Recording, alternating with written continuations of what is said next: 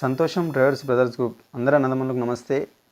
ఈరోజు మళ్ళొక్కసారి వీడియో దీనికి రీజన్ ఏంటంటే, యాక్చువల్లీ మేము ప్రతిసారి ఈ వీడియో వరకనే లాస్ట్ అనుకుంటున్నాం, కానీ అక్కడోళ్ళు మమ్మల్ని ఒత్తిడి చేసడం వల్ల మేము ఒక్కొక్కసారి వీడియో తీయాల్సి వస్తుంది.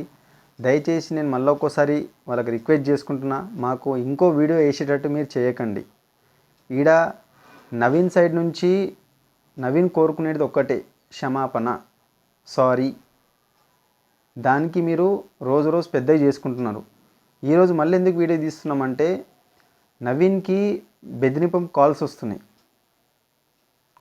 నువ్వు మేడం సారీ ఏం చెప్పారు, నువ్వు డబ్బులు ఏం కావాలనో 8,000 కావాలనో 10,000 కావాలనో ఎక్స్ట్రా అమౌంట్ ఇస్తాము, నువ్వు అది తీసుకొని పక్కన జరిగిపో, ఇవన్నీ డిలీట్ చేసే వీడియోస్ అని చెప్పడం జరుగుతుంది.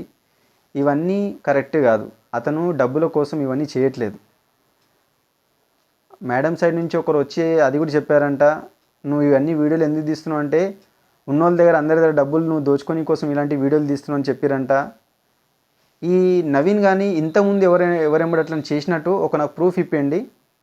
నేనే మీ అందరికీ మీకోసం నేనే వీడియో తీసి, నవీన్ ఈ దొంగ పని చేస్తున్న పైసల కోసం అని నాకు ఒక ప్రూఫ్ ఇవ్వండి. నేనే మీకు అందరికీ సారీ, మీరు ఎట్లయితే సారీ చెప్పని కోసం ఎంత ముందు అవుతుండ్రో, మీరు ఎక్కడికి వచ్చి చెప్పమంటే అక్కడ వచ్చి నేను సారీ చెప్తా. ఈయన గురించి ఈయనతో కూడా సారీ చెప్పిస్తా. కాబట్టి ప్రూఫ్ లేనిది ఏది మాట్లాడొద్దు. అతను డబ్బుల కోసం ఏం చేయట్లేదు. అతనికి మీరు తిరుపతిలో అందరు ముంగట నడి రోడ్లో తిట్టడం అది ఆయనకు బాధ కలిగింది. కాబట్టి ఇదంతా మనం పోరాటం చేస్తున్నాం. ఇది ఆయన ఒక్కంది కాదు. హైదరాబాద్ కానీ ఆంధ్ర తెలంగాణ, ఇప్పుడు తిరుపతి నుంచి చూడండి ఎంతమంది డ్రైవర్లు అక్కడ నుంచి వీడియో తీసి ఇప్పుడు సోషల్ మీడియాలో కానీ ఎక్కడైనా మీరు చూస్తున్నారు. అంతమంది రోజు రోజు పెరుగుతున్నారు. ఇది పెరగకుండా చూసుకోవాల్సిన బాధ్యత మీది, మేము కాదు చేసేదంతా. కాబట్టి ఈ వీడియో దీనికి మెయిన్ రీజన్ ఏంటంటే, తనకు బెదిరింపు కాల్స్ వస్తున్నాయి. దయచేసి అతను బయట తిరుగుతూ ఉంటాడు జాబ్ కోసము. అతనికి ఇప్పుడు ఈ పొజిషన్లో ఏమైనా జరిగిందంటే మాత్రం దీనికి అందరు బాధ్యతలు మీరే అని ఒకసారి నేను గుర్తు చేస్తున్నాను. దయచేసి పోలీస్ డిపార్ట్మెంట్ కానీ మీడియా మిత్రులు కానీ దయచేసి మీరు అందరం మాకు సపోర్ట్ ఉండాలి. ఎందుకంటే ఇది మళ్ళీ ఎక్కడ పోతుందంటే మెసేజ్ అంటే, మీడియా మిత్రులు కానీ పోలీసు వాళ్ళు కానీ ఉన్నోళ్ళకే సపోర్ట్ చేస్తారు, పేదవాళ్ళకి కానీ లేనోళ్ళకి కానీ సపోర్ట్ చేయరని ఒక రోమం కానీ అంతా మీరే తెచ్చుకుంటున్నారు. దయచేసి నేను ఒకసారి రిక్వెస్ట్ చేసుకుంటున్నా, మన హైదరాబాద్లో పోలీసు వాళ్ళు కానీ మీడియా మిత్రులు కానీ అలాంటి వాళ్ళు గారు మన దాంట్లో కూడా ఎవరు అట్లా లేరు. అది ఒక మాట చెప్పుకోవడం తప్ప ఇంకేం లేదు.